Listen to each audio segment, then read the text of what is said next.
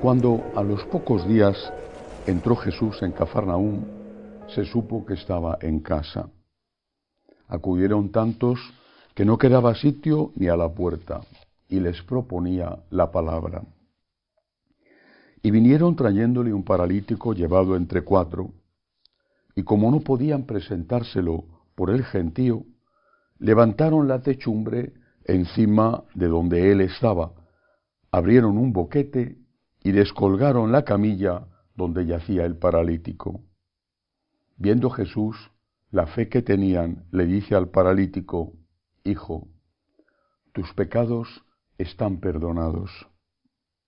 Unos escribas que estaban allí sentados pensaban para sus adentros: ¿por qué habla éste así? ¿Blasfema?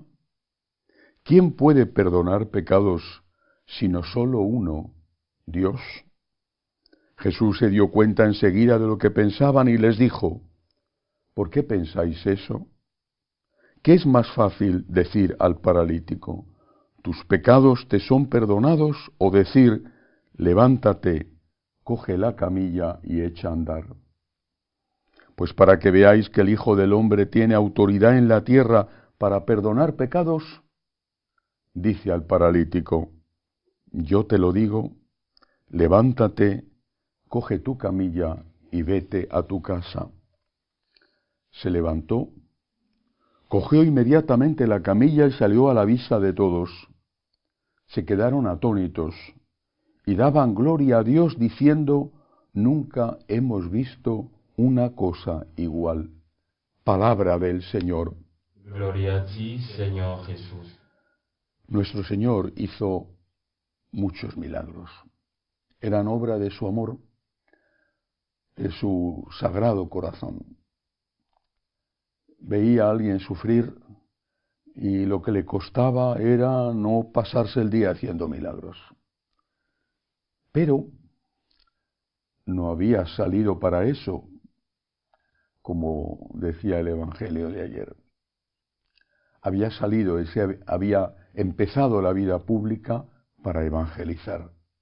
Y por eso, cuando vemos los milagros, tenemos que tener cuidado en no quedarnos con lo extraordinario, que de verdad es un hecho histórico, porque el Señor hizo realmente muchísimos milagros, sino ir más allá del milagro, de lo aparente. Primera cosa que nos enseña este Evangelio: Jesús está, dice el texto, está en la casa de Simón, la cual consideraba su casa, y dice que les proponía la palabra. ¿Por qué hay hoy ese desapego hacia el mensaje de Jesús? Es como si Jesús fuera amor solo en la cuna de Belén o en la cruz del Calvario. Jesús es amor cuando enseña. Sus enseñanzas son buenas para nosotros. Tanta gente considera que la moral católica, es algo que te amarga la vida, es algo que te impide disfrutar de la vida, es opresora y por lo tanto es algo de lo que hay que liberarse, porque esto, exactamente esto, es lo que está en el fondo de la gran crisis que pasa la Iglesia en este momento. La moral católica, que tiene su base esencial en Jesucristo, por ejemplo, la condena que hace del adulterio, y que tiene también el complemento en las enseñanzas que están en el resto del Nuevo Testamento, no solo las cartas de San Pablo, pero ellas de una forma especial. Esa moral católica no es una maldición, no es una carga, no es un castigo, es un don. ¿Por qué este tipo de hombre que hoy predomina considera que libertad es igual a libertinaje? ¿Por qué esta anarquía moral que tiende a considerar bueno incluso un derecho, aquello que no es más que el resultado de los instintos? Es que no estamos viendo ya desde hace tiempo que esta forma de pensar y de vivir es destructiva, es suicida para la sociedad y para la persona. Cuando vemos en un sitio, en otro, las consecuencias de este tipo de vida inhumana, en cambio no nos damos cuenta de cuáles son las raíces de ello. ¿Por qué está pasando lo que está sucediendo ahora mismo en Ecuador, por ejemplo? Por la droga.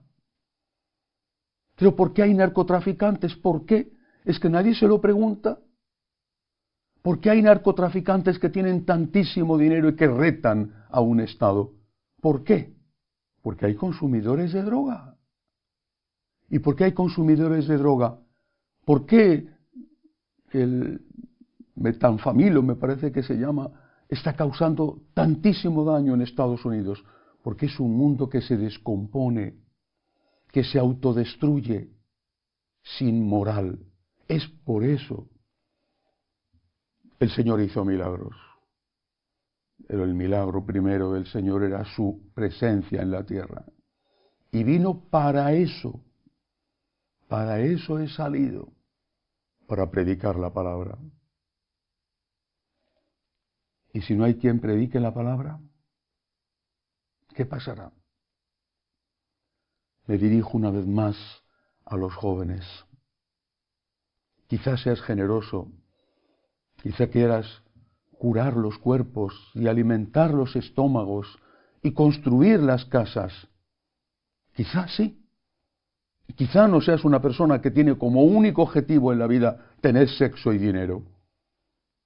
Quizá seas una persona noble y buena y generosa y no te das cuenta de que más importante que alimentar el estómago es alimentar el alma.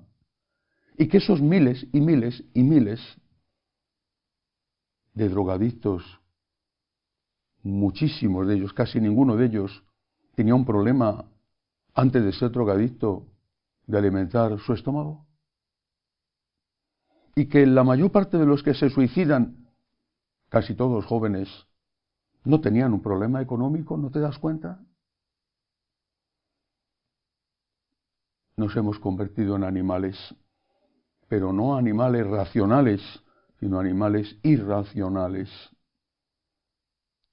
La tarea urgente hoy es evangelizar. Es lo que más necesita nuestra sociedad. Tengo un grandísimo respeto por los médicos a los cuales necesito. Es más urgente hoy ser sacerdote que ser médico, y mira que ser médico es muy urgente. Es más urgente hoy ser sacerdote que cualquier otro servicio noble y bueno que se pueda prestar a la sociedad. Y el propio Evangelio lo dice a continuación. El Señor, al ver el paralítico, le dice: tus pecados te son perdonados. Y quiere enseñarnos que, no en aquel caso, sino en general, hay una relación entre el mal físico y el mal moral. Que el pecado, que es hacer daño a otro, te hace daño a ti. Y que perdonar el pecado, que es lo que hace el sacerdote, y solo el sacerdote, perdonar el pecado es lo mejor que se puede hacer por esa persona. Es Dios el que perdona, pero hace falta el sacerdote como intermediario para que el perdón de Dios llegue a esa persona. Cristo suplica al Padre y nos pide que supliquemos. La mies es mucha, los obreros pocos. Rogad al dueño de la mies que mande obreros a su mies. Son necesarios sacerdotes, muchos buenos sacerdotes, para evangelizar, para celebrar la Santa Misa, para perdonar los pecados. Y es necesario que el pueblo entienda la importancia del sacerdocio y que lo valore y que lo perdone. Si, no digo si enseña mal, sino si es un hombre pecador como el resto de los fieles son. Que así sea.